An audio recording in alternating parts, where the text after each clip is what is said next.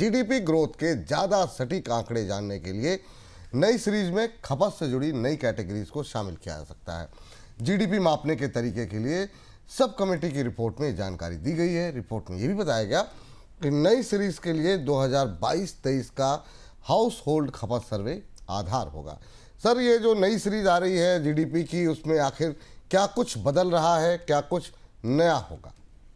ये बहुत महत्वपूर्ण घटनाक्रम है और इस पर सबको को निगाह रखनी चाहिए।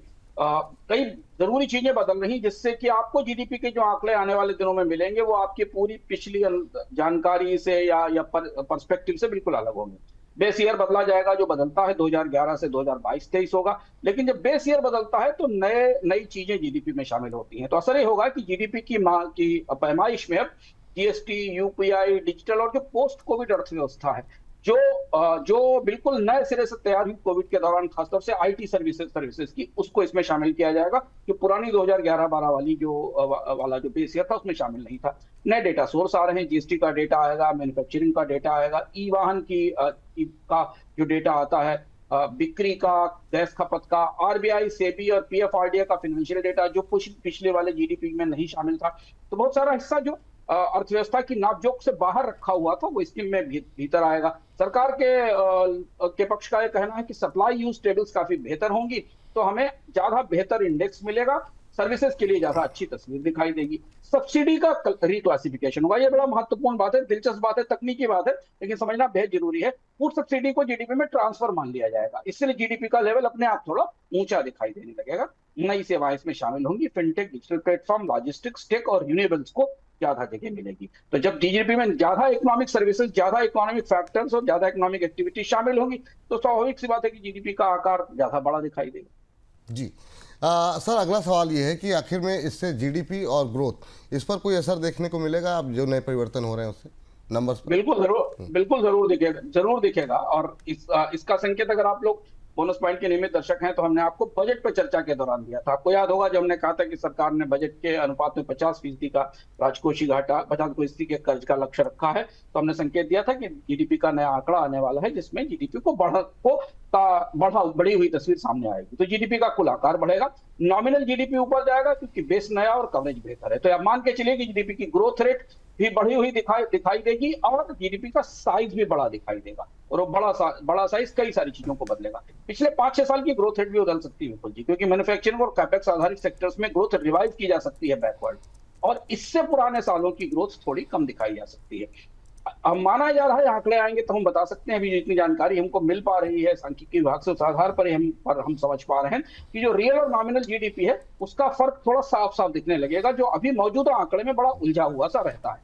लेकिन इसके साथ सारे मैक्रो रेशियो बदल जाएंगे, फिस्कल डेफिसिट टू जीडीपी का रेशियो बदल जाएगा, डेट टू जीडीपी का रेशियो बदल जाएगा, टैक्स जीडीपी का रेशियो बदल जाएगा, GDP to stock market valuation, GDP to national NSE return के वो जितने रेशियो जो जीडीपी के अनुपात में होते हैं वो सारे बदल जाएंगे।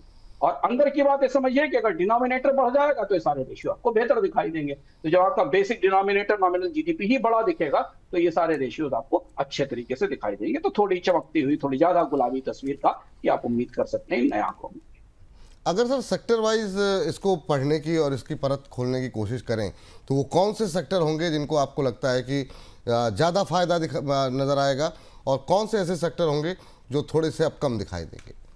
देखिए, स्टॉक इन्वेस्टर्स के नजरिए से इसे देखें तो उनके लिए जीडीपी उनके निवेश फैसलों को थोड़ा मजबूत कर सकता है, क्योंकि वो जिन सेक्टर्स में निवेश करते हैं, सारे स्टॉक में लिस्टेड कंपनियां, उन सबकी तस्वीर बेहतर दिखेगी। Manufacturing, construction, infra, trade, transport, logistics, financial services, IT, fintech, renewable energy, जितना इंडस्ट्री और सर्विसेज का हिस्सा है जो अंडर कवर्ड था या जो डार्क जोन में था, जिसके आंकड़े नहीं थे, वो सब जीडीपी में शामिल हो जाएंगे। तो वो जीडीपी के बड़े ग्रोथ मूवर हो जाएंगे, और इस वजह से आप आने वाले दिनों में जब स्टॉक मार्केट में निवेश करेंगे या किसी कंपनी के फंडामेंटल्स की एनालिसिस करेंगे या उसका इकोनॉमिक डेटा देखने की कोशिश करेंगे तो आपको ये पता चलेगा कि ये कंपनी जीडीपी को बढ़ाने में ज्यादा योगदान कर रही है, जैसा कि पहले नहीं होता था। नुकसान जहां हो रहा है वो गांव का है, क्योंकि एग्रीकल्चर का हिस्सा इसमें कम दिखेगा, क्योंकि नॉन फार्म सेक्टर पर फोकस किया जा रहा है इस जीडीपी में।